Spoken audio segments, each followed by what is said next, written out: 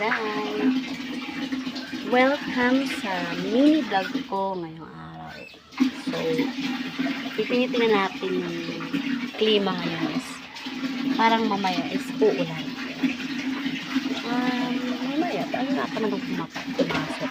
Pero kailangan natin pumasok para pambayad ng mga bills and mga pambayad ng mga bayarin.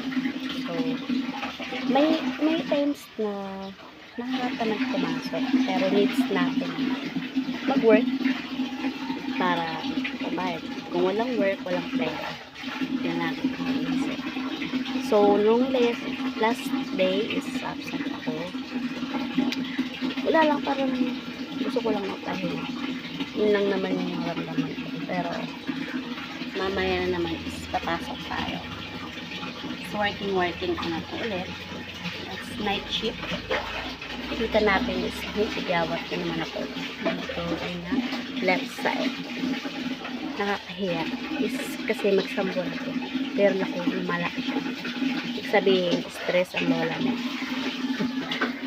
Ito muna guys. Kumuna.